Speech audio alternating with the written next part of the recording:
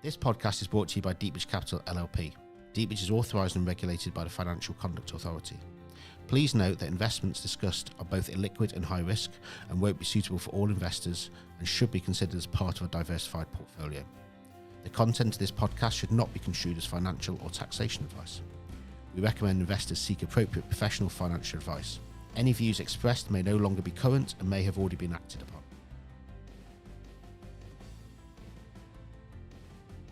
Welcome to this latest Deepbridge Discovery podcast. My name is Andrew Aldridge.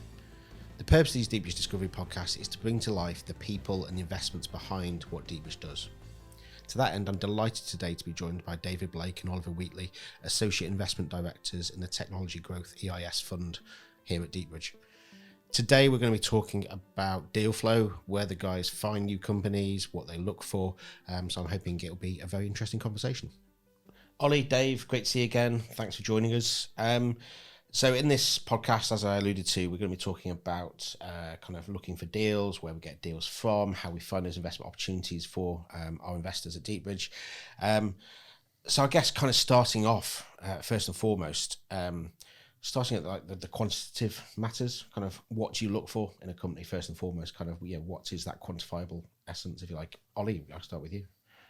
From a quantitative perspective, it varies depending on where the company is at in terms of the stage in its cycle. But assuming it's in early revenue, then one of the key things we look at is the sales pipeline. So getting a good feel for where they see the near-term growth coming from and how much that's already underpinned by live conversations. Be it customers who they've had recent pilot trials with, or ones who they know they're at contract stage, and we can get comfort early that it's likely to land. So sales pipeline would be a big one. The other key one is it's a key one, but it's a general point, is metrics overall. So what are the metrics specific to your business? Do you have a handle on them, first of all, and do you know what they are and how they compare maybe to your peers and benchmarks in the industry, and how does that stack up with where you're predicting to go in the future? Just kind of having tangibility between what they're saying and actual real world. Because I guess if you're looking at sales pipeline, I guess if they're saying they're going to be working with some small SMEs, that's very different from saying they want to work with Apple or a big blue chip. I guess the sales process is longer and different, so it's kind of brings some tangibility to that, I guess. I mean, ultimately it all ties together from the various areas of DD that we'll look at, and it's about making that story fit with the investment thesis, and that's where the diligence challenges the assumptions that management have made, and trying to remove as much subjectivity as we can do and get down to the real facts of where the business is at. Dave? I mean, just kind of following on from what Ali said there, I mean, it can sometimes feel a bit like a mixed soup of kind of areas that we're looking at, but those early signs of those potential success within the company, which tend to come from KPI type things, such as can we see that the sales cycle is decreasing, for example? Because obviously when you're starting off, it tends to be longer, but we'd like to see that it's coming down. What kind of sales coverage the company has. So if they're saying that they're going to grow revenues in the next 12 months to say 1 million or 2 million, how much have they currently got in the pipeline already? And hopefully one of the things that we'd be able to see as well is that the cost of acquiring customers is coming down as well. But one of the areas that we like to focus on is really around that kind of demonstrated value proposition that they can show. And, that can be, for example, we have a product that we sell, and the customer, when they buy it, they'll be able to reduce they'll be able to find. They'll effectively get a return on investment. There could be a 10x saving on the cost of the product, and I guess from that perspective, being able to demonstrate that tangibly is really quite powerful. And I guess having not just their word on it, some sort of other background information about kind of where that sits in, because again, I think everyone starts off with an idea that they're going to disrupt the market, but it's actually how disruptive are they going to be? And I guess would it be that in some industries people are more receptive to new technologies than other industries? You know, if you're going into maybe a historic engineering background where, you know, maybe they're less receptive to new technologies and things like that. Did those kind of things come into play as well? I mean, I think one of the most difficult things about, you know, the kind of opportunities that we see all the time is lots of them are very good ideas. Yep. They're solving some sort of problem, but there's no real reason for the customers to buy them, no real driving force. And people tend not to be motivated by, oh yeah, well, I guess that might make our life a bit easier. Yep. It tends to be I'm going to see a really significant saving on the back of it. Yep. And my board is pushing us to have to implement this kind of thing. So. That makes perfect sense. So that's kind of quantitative. I guess there are subjective things. There's kind of softer things. So, yeah. What would those look like when you're looking at a company? Dave, I'll start with you. I mean, we have quite a robust kind of due diligence process that we go through. But, you know, to the point we were just talking about commercially, you know, we will actively try to, you know, speak with customers of the companies that we're looking to invest into to really kind of understand what it is that, you know, how they perceive the benefit, how they perceive working with the investment company or, you know, whether they've had good experiences or bad experiences. And hopefully, you know, in an ideal situation, they're saying, yes, we love the product. Yes, we're going to buy more of it, and yeah, we're going to refer it to all of our friends. Yep, and that would be perfect. That would be the ideal. Absolutely. Yeah, Ollie. Yeah, I guess building on from that, it's sort of external sources. So I mean, when we get to the stage where we're looking to speak to some of the early customers that the company's expecting to win, they will typically be companies that the management team want us to speak to, which is understandable, and it is a very sensitive thing. So we have to be mindful of that. But other sources, Trustpilot's fantastic, you know, in terms of identifying where companies sit, where the perceptions are, where the opportunities are for the company to improve going forward as well. It's not uncommon for companies to have some indifferent feedback early on as they're starting out. And it's learning from that and building absolutely, and how you respond to that. Building on from the customer referencing we do is obviously the management team, which is key. So the referencing that we take on that side of things as well. And then you both, mentioned that the management team. Obviously, the management team's important. Is that kind of a mixture between quantitative and qualitative and subjective kind of? We can't just be. I guess there's elements that they've done things before or they're experts in their fields, but then it's also, I guess, can you get on with these guys? Can you work with them? I guess those kind of things. Is that fair? Well, I mean, it's quite difficult to measure whether somebody is sensible but also ambitious enough. You only really get that through, you know, working with them over a prolonged period, or, you know, getting to know them and getting comfortable with the way that they work, and from that perspective, it's, you know, it's not necessarily cut and dry. No, absolutely. No, yeah, it's definitely a mixture of the two. Ideally, they've made 5 or 6 successful exits in the past. The ideal world is always a nice place to be. But fundamentally, we have to be aligned on, you know, what are we both seeking to get out of it, and will we be able to work together? Yeah. I'm sure there's some red flags, but we won't go into those. We don't want to upset anybody with past experience. I mean, you just reminded me of, so obviously when Oliver was talking about the commercial due diligence that we undertake, normally it is a little biased. It does tend to be with a customer who is, you know, tends to be an advocate of the company you're talking to. But on this one occasion, I've actually in that process spoken with somebody who was like, I don't even know who this company is. Okay. And you would think that would be a bit of a bit of a red flag. In fact, it was a bit of a red flag. Absolutely, a massive red flag. A significant red flag. Yeah, absolutely.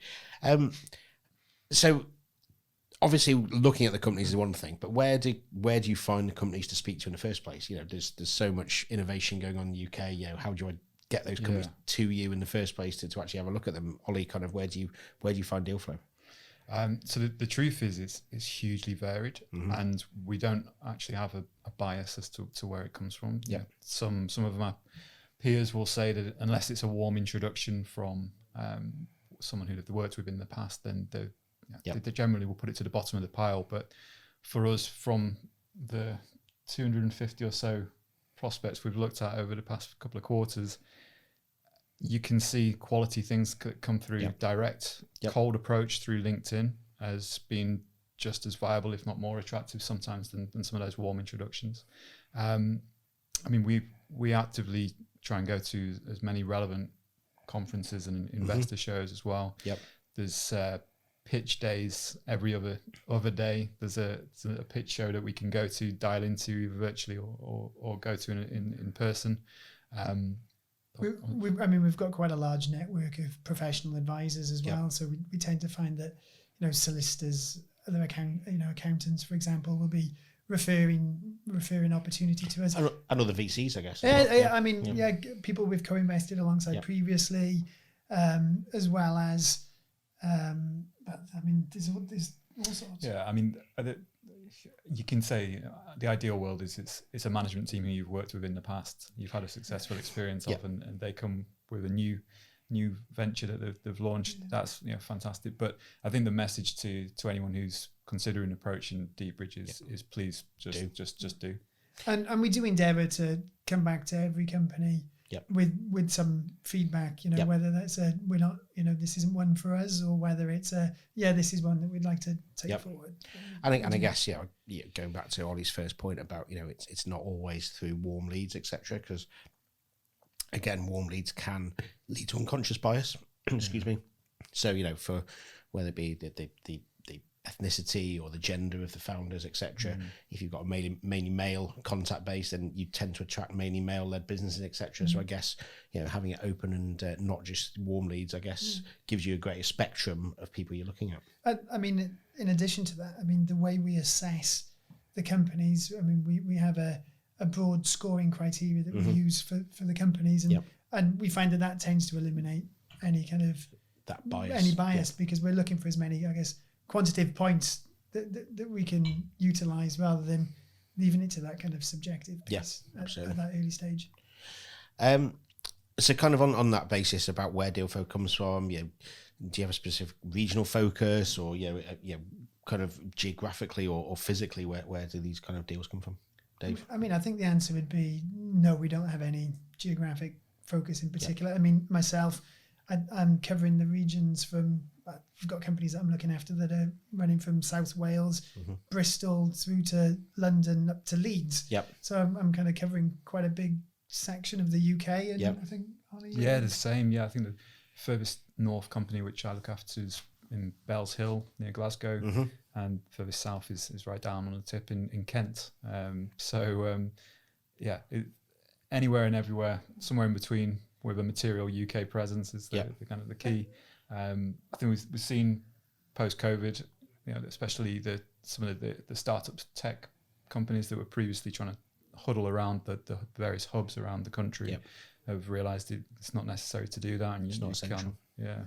And because we're a distributed team as well, we're not focused on the London region, for example, where the majority of investments tend to be made in the broader VC scene in the UK. Do you kind of find that there is obviously a glut of VCs London-based, not being London-centric or even London-based? Does that give you sometimes, not necessarily a competitive advantage, but give you early exposure to deals that may be outside of London, whether it be Wales or the North or Scotland?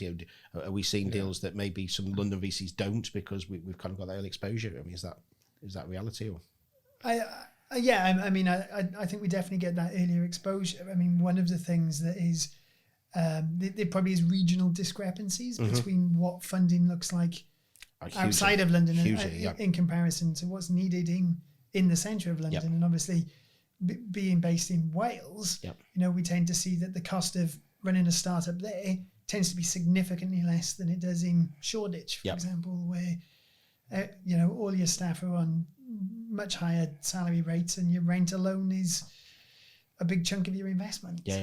That's fair. So I guess the question that everyone likes to talk about in this space is about valuations. If you're going into an early stage business, hopefully it's got some initial revenues or it's got some initial commercial traction, but it's unlikely when we go in to be profitable at that point. So you can't do maybe standard kind of valuation metrics. How do VCs, how do we value those early stage companies, Ollie? It's a variety of things is the honest answer, Andrew, is not. It totally depends on the individual company, but the key things we'll always look for is what's the company looking to achieve. So if we know where it's going, we can start to price what kind of level we'd be comfortable at in order to achieve the ultimate returns that we're seeking for our investors. So that's one piece of the puzzle. Another would be, what was the most recent round that they raised at? What was the market conditions when they did that? What have they achieved since that point? Those can give us a view of where this specific company has been valued in the past and what might be reasonable uplift or the discount if the market's changed or the company's changed, etc. Obviously, we also look at the peer group, so comparable businesses who do similar things. Hopefully, not the exact same thing. Otherwise, why are we doing it? But it can't be that disruptive if there's somebody doing exactly the same. But sure. And but if it's in revenue, then we can start to look at appropriate ARR multiples, and we can talk around different sectors. And given the volume of investment opportunity we see, we have a good feel for what sort of range multiples a company might fall in based on the sector in which it operates. And then once we drill down into that specific company, we can start to identify if that should be towards the upper or the lower end of that range. And I guess I'll come to you the second, Dave, on that. But have you seen that? Do you see that founders tend to be understanding of valuation metrics when they come to you, or is that quite an early conversation that you have to have? No, I think generally the companies that we see have been through a round before, at least. So the methodology behind it is not lost on them. And the benchmarking, I guess, from their perspective is done. Yeah, and I think we'll talk about valuations in the market separately. I think, but yeah, they generally understand the approach. But we'll always take them through that if we need to. But key to them is amongst the terms that come with the offer and the structuring overall is the dilution which they take. So and understanding what that means to them, I guess, particularly if they're first time founders. Dave, kind of your thoughts on those conversations? So I think firstly you've got to kind of understand that every company is different. Every stage that they're at is different. The metrics that they can show you is different. The team they've got is different. So it can be quite hard to just cast I guess one valuation methodology for anyone. And the other thing to consider is in this kind of space, it's really based on kind of supply and demand, and the value of a company is really whatever someone is prepared to pay. So it's not really you can't really say, well, there's this other company that raised at this valuation, my company should be worth this. And additionally, you don't necessarily have the ability to understand the underlying kind of mechanisms within the structure as well. But that said, broadly we know what kind of valuations we're kind of comfortable with looking at companies. I mean, as we said earlier, we've seen 250 plus companies in the last couple of quarters. We kind of have a good feeling for where the current market is for valuation. So, if we're looking at kind of outlier type valuations, even when we've seen particularly good quality companies, if they're particularly outlierish on the valuations in the fact that it's significantly higher than the normal, it's not going to be one. It's a red mark against them. It'd be a red mark against them. Yeah. Whereas we have a much better kind of idea of where those kind of stages are for companies. And for example, one of the things we've seen over the last 18 months or so is the Series A and B type markets kind of collapse quite significantly in the sense that later stage VCs, I guess, aren't being so active. They're being more selective about who they're funding, and that has kind of brought valuations down at that kind of later kind of growth stage. But one of the things that kind of Series A stage, well, I guess we might have seen probably 18 months, 2 years ago, would be a company doing $1 million ARR, which is a bit of a standard metric for Series A, kind of being able to raise at a kind of 18 to 22, 25 million pre-money. Maybe raising 5 million on that kind of valuation. And I think that's probably retrenched back a bit to maybe 10 to 14.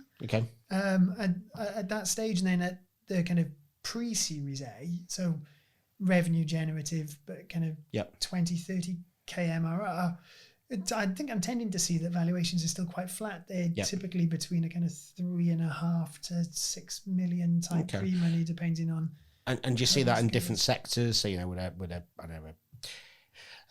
hardware kind of be different to a SaaS model, or kind of valuations reflective of the sector they're in, as well as kind of the overarching tech umbrella, if you like. I mean, we do see that, but the thing you've got to remember is in early stage venture capital, there's still that element of you're buying sizzle, not sausage.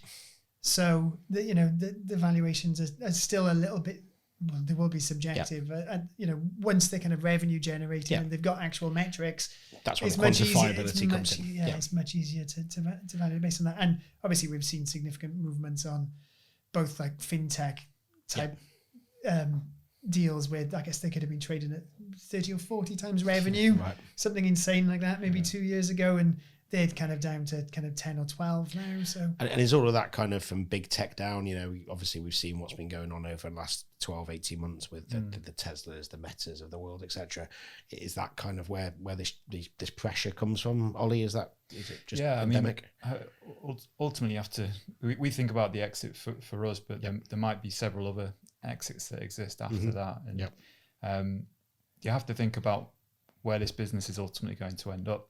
And if a company on the FTSE is trading at 5x, are they ever going to be paying 20, 30x for a target? It has to have serious strategic rationale and some synergies there to get to that kind of delta. So it natural for it to trickle down. It was something which I think most people in the market were predicting for a year or two before it actually came. It was hyperinflated previously. So it's just took a little while to normalize. And I think what we've seen as a shift in the past 6 months is that the founders and the management teams have now started to understand and accept how the market has shifted, which ultimately should hopefully release some of the friction that's been clogging up deals getting over the line. It's everyone's kind of talked quite widely about kind of the dry powder in private equity and later VC stage. Is that the main issue there? Is that just that valuation gap and people aren't willing to go in at that stage? I think a lot of funds have been earmarked for supporting portfolio companies as well. So that also kind of slows down the new deal flow. Which is what we've done over the last 12 months, making sure our companies are well capitalised and then going from there. And I mean, there's a lot of companies who are chasing funding at the moment. I mean, it's, there's definitely an imbalance between, the amount of funds available and the number of companies looking for it. So it's definitely competitive. And I guess, we've talked about kind of, you've just mentioned kind of how founders are kind of having that realization, and it's probably slightly more realistic than maybe 12 months ago, etc. What makes, in your eyes, an appealing management team to work with, or in inverted commas, a good management team, but saying that you would want to do business with? Ollie, I'll start with you again. Sure. Well, we touched on the point of being able to work together. That's probably first and foremost. We need to, there's hopefully lots of good times ahead, but if there's difficult times, how are we going to react to one another and get through it?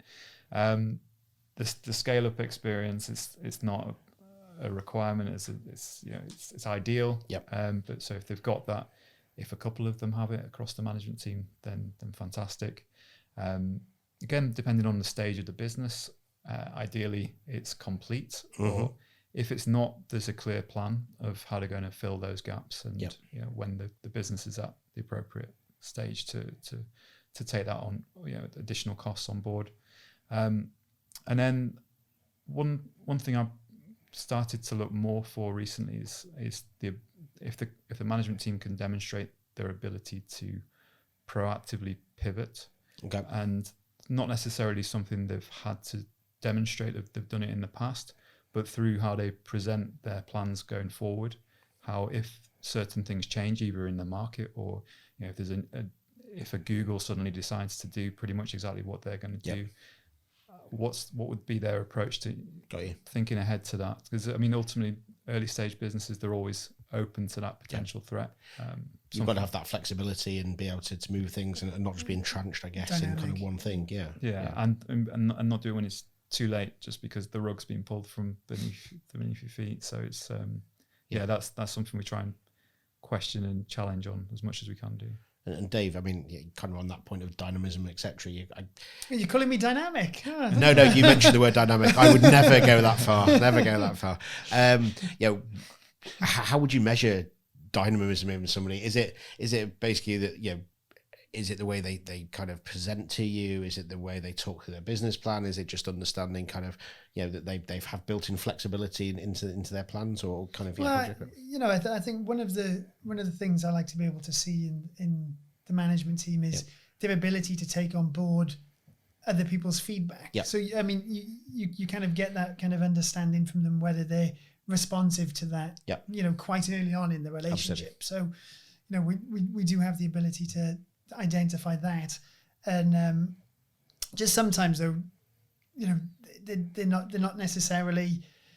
They can be quite strong-headed. Yep. And that's also a very good trait to have. It's their baby a lot of the time. So absolutely, I mean, that can be a very good trait, because sometimes you are considered a visionary almost, and you do have to be able to be strong of mind, but knowing when to take on board other people's feedback can be quite important. And we do work quite hard to ensure that our teams are supported by NEDs or other experienced people, where taking on board that feedback can be quite important for them. Yeah, hugely. Ollie, anything to add to that? Just I think that's strong of mind, but open-minded at the same time. But the other thing would be around the customer piece again, and so we do like them to have industry relevant experience. Obviously it makes sense, but then at the same time there's lots of successful companies that have been founded by people with no experience of the space, and because they're approaching it with a completely fresh perspective, but if they can demonstrate they've got connections that through their wider network that will help make that customer journey. They can build a board, or they can build their C-suite with the right people. Because we talked about as a business, we talk a lot about domain expertise, etc. But I guess domain expertise doesn't necessarily always have to be the market there, and it could be the technology. Yeah, it's the technology side. So interesting. So that's kind of what you look for in a management team. I mean, you mentioned about pitches before and seeing pitches. In a pitch deck, what do you want to see in a pitch deck? What pitch deck lands on your desk? Metaphorically, 'cause it's always by email these days. But lands in your inbox. What actually makes you sit up and take notice, Dave? I'll start with you. So I think the thing that most pitch decks tend to be lacking is a very clear representation of what their value proposition is. You'll tend to get, this is a genius product because of X, Y, and Z. But it never really covers off but why will somebody buy this? And for me, that is one of the first questions that I'm thinking to myself.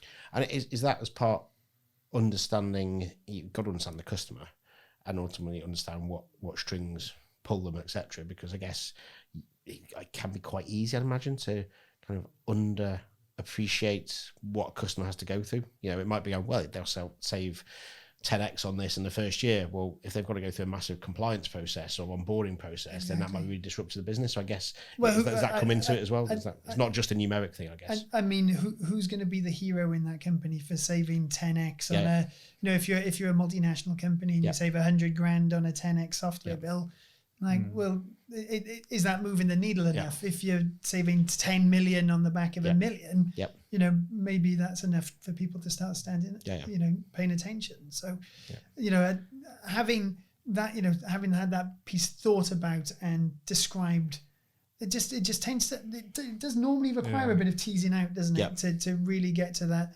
got to kind of scratch at it to really kind of find out what that is. And, a good example was somebody, recently within their deck, it wasn't really that clear around what the value proposition was, but when they started talking to us about it, they were like, this saves 10 man days on the back of it. And the one you mean is actually really compelling once you actually tease that out with them and get that information. But to them, I mean, you can understand it. It's your business that you've been running for however long, maybe only 12, 18 months, but still you kind of take it as a given that the investors will maybe understand what it is you're doing and what it is that differentiates you from the competition, and why it's an obvious choice for a customer to make. But just don't be afraid to be overly kind of direct and clear and what is it you're doing, and why is it that people are going to buy your product. And then coming back to kind of the points you made earlier about valuations, but also kind of sales targets and what their plans are. I guess if you see something wildly out of kilter, if somebody says, well, in year one, we're going to be making £60 million profit, but actually we're asking for £100,000 of cash, things like that, I guess. So realism, does that come into it? Is that an important part for you, Ollie? Is that when you're looking at something? It is, but I mean, we want them to be ambitious. Yeah, absolutely. So of course. I personally wouldn't ever discount a deck because it's got too crazy, ambitious, bullish targets put in it. I mean, I'd probably call the management team out on it. Straight away. Challenge them, absolutely. But ultimately, the diligence can decide what realistic kind of projections might look like, and it's important to try and balance it and not be too much one way or the other, but at the same time, don't undersell yourself. We're in the VC game, we're targeting 10x's on their investments, and so it needs to start from somewhere. Yeah, we want those things. Yeah. I mean, I have seen decks where you can kind of read them and you still don't really know what it is that the company's offering by the end of it. So I would definitely say if you're trying to work on anything, it should be nailing what it is that your company does. It brings me on to a great point. I mean, you talked about going to pitching events and things like that. I mean, without naming names, you must have seen some bad pitches over the years. I mean, my one was exactly that. Dave did a pitch, was on a panel with two other people, and we were taking in turns to ask the first questions, and came to me, and it was the guy to my right who was going to ask the first question, and as he finished the pitch, I went, good luck with this one, because his first question had to be, what is it you do? He'd spent 5 minutes talking about his background, etc., but didn't actually tell anybody what his product was or what he did. And you must have numerous stories, but kind of any bad pitches that stick out that you've seen, Dave? I mean, I wouldn't say bad, but I would definitely say probably the most memorable one for me was recently. The presenter kind of came on stage to the theme tune to Indiana Jones, holding the Holy Grail. Oh, okay. It was all going off. He was singing, gave the pitch kind of in time with some explosions going off in the background, to ultimately end up being the product that I've developed is the Holy Grail. This is what you're looking for. I mean, as I said, definitely memorable. Yeah. And I think that's I've not seen anything that glamorous yet, so I'll look out for that. But Ollie, yourself? Not when it's got to actual pitch stage. Maybe I've managed to filter them out by that point. But in terms of a deck in itself, I think it's just when companies haven't bothered to really make it into a succinct document, and it's a 50-page business plan, which I will read it if I get it, but it's just not. Don't say that, Ollie. You'll be under with 50-page IMs on your desk before you know it. But but it's you got to read it if it's there. You never know what you're going to find in it. But just take that time to simmer that down to the salient points, which everyone's going to be interested in from the VC. So 10 to 15 pages, the key points. Like David says, don't be afraid of being really clear on what your value proposition actually is. Tell us what your market is and how you've identified and formulated what your serviceable obtainable market is.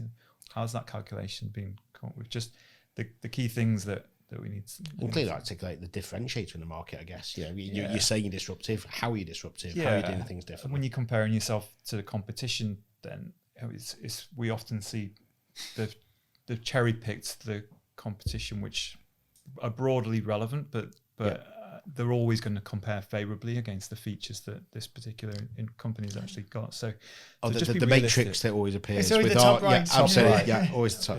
Yeah. So, you must have seen some great pictures as well. I mean, what sticks in your mind is where you've sat there, you've read something and gone, wow, that ticks all the boxes, Dave.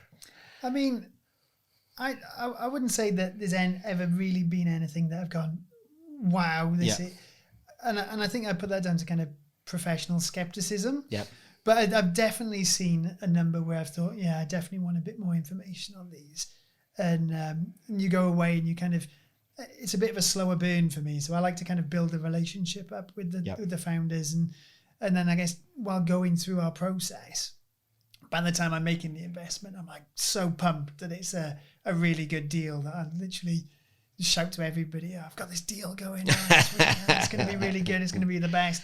And, and you kind of build that optimism as you're going through, because it's... Ollie's far more reserved. Ollie would never do that. Ollie would play it down. But he'd build a really good PowerPoint for it. You missed out a bit that you still be shouting about it 12, 18 months later as well. That's fair enough. That's good. That's good. And Ollie, what about yourself? Yeah, what have you seen? I've seen certain creative videos. Can be interesting, but sometimes a little bit of a distraction. I guess they've got to remain succinct, so that's the key to that, I guess. Yeah. So, but one thing have liked, so there's a particular advisor that gets all of their companies through to actually have their chief exec or combination of members of the management team to actually present the deck. So it's a less than 10-minute presentation, but as they actually turn the pages as if you were on a Teams call with them for 10 minutes, but bring to life the actual content on the pages. And for me, it's just super efficient. So then when you jump into the first call, it's all about the Q&A. And for management teams, they're not having to repeat the same. I guess you already feel like you know them as well, because you've seen them, you've heard their tone of voice and kind of their mannerisms and things like that. It just, I guess, breaks some barriers down quite early. Yeah, you start to get a feel for who they are, and it's all those subtleties that come through from how people communicate. So yeah, it's that's for me would be something I'd advise others to do. So great point. I mean, what would be the key thing that you would suggest to founders? Yeah, you are actively looking for new deals at the moment. You're looking for new companies. What would you like to see from founders? What would be your advice to them? Ollie, I'll start with you. Well, I think if it's the first time you are raising funds from the venture capital market, perhaps you've bootstrapped the business today, or you've got a few angels on board. But the VC world is a slightly different beast. You got to kiss a lot of frogs, so be prepared to be going at it with for a marathon, not a sprint. I think with that comes you have to put a lot of effort into getting to know the market. So both so that there could be potential suitors for you, but also so you can get a feel for who you would like to work with and who you wouldn't, and who would be your priorities, and to really focus more time with. I think be visible. So get to those conferences, get to those pitch events where some of those priority VCs are likely to be. Consider appointing an advisor as well. There's lots of really good ones around who can do some of the heavy lifting for you and make you think of things in different ways, and take some of the administration away from you as well. Especially if you're already in early revenue stage and you need to be as least distraction from the business as you can do.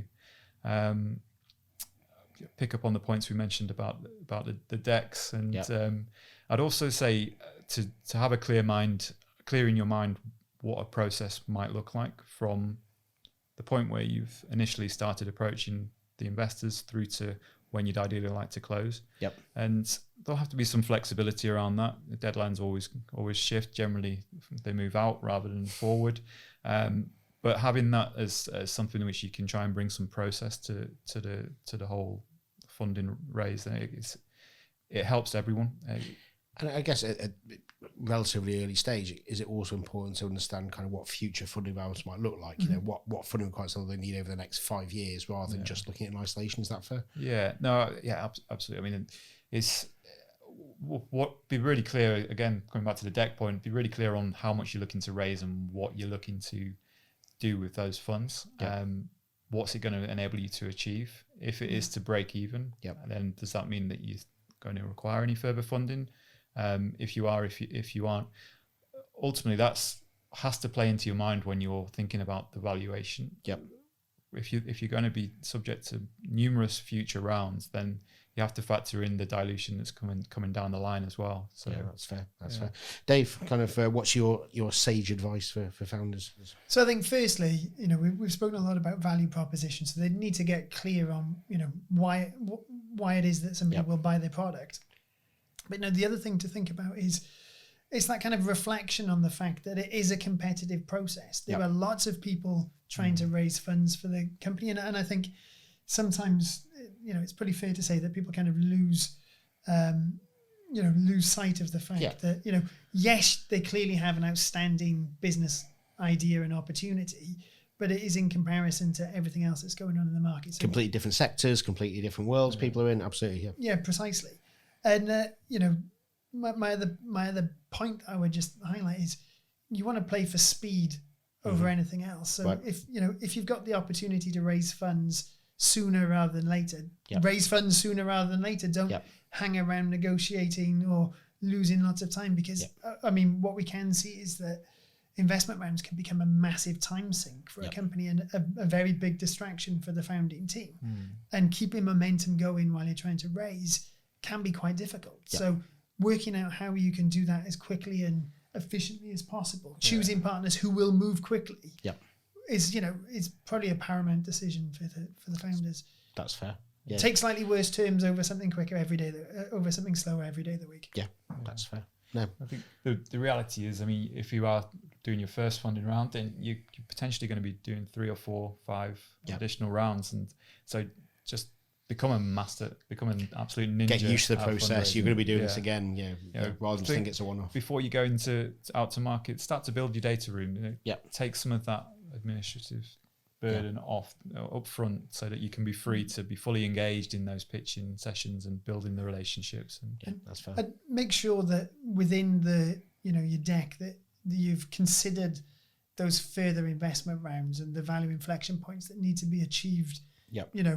Between investment rounds as well. So one of the things that I like to see is you're raising enough cash for 18 to 24 months in your investment round, because that gives you the best chance of hitting some milestones and just saying these are the milestones that I'm going to hit. And gives you breathing space as well. As Ollie said, if you're probably going to have future funding rounds, you don't want to be doing that. If you're the CEO, you don't want that to be your full-time job. You want to run the business. Honestly, I've seen some decks where they'd be saying, I'm going to raise $500,000 now, and it's going to give us 6 months of runway, and we'll raise another round. And perfectly well, in a lot of these cases, it will take them 6 months to close the round. So. Brilliant, excellent. Thank you, gents. That's been superb, and hopefully really informative to our listeners or viewers. On the Deepbridge Discovery podcasts, we usually ask our guests for the 3 dinner party guests, but we've already done that with you guys, and that was fascinating. So I'm going to ask you a different question. Similarly, it's about people, but if you had a room full of entrepreneurs and founders, who would you want to present a keynote speech to them? Dave, I'll start with you. You've always got a good answer for things like this. So I think I'd pick Jack Dorsey, one of the founders of Twitter. Serial entrepreneur. I quite like the fact that he's got a kind of technical background. People might remember from our previous podcast, but I highlighted that I'm a big fan of heavy metal. He's a punk metal fan. Okay. So clearly we're quite aligned. We're both billionaires. We'll gloss over that. Let's move on. He is quite a technological kind of visionary.